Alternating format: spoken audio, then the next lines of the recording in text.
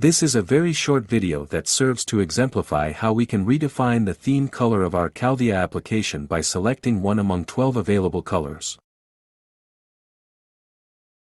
On this main screen, at the bottom right, we'll tap on the small gear wheel.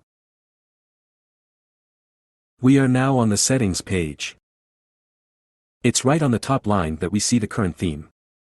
When we tap it, a list of 12 colors appears. Each one characterized by a suggestive adjective. These themes constitute an attempt to represent the 12 zodiac signs. At this moment, I feel like choosing progressive. I acknowledge it, and that's it. Our application now has a different appearance. Thank you for your attention, and until the next video.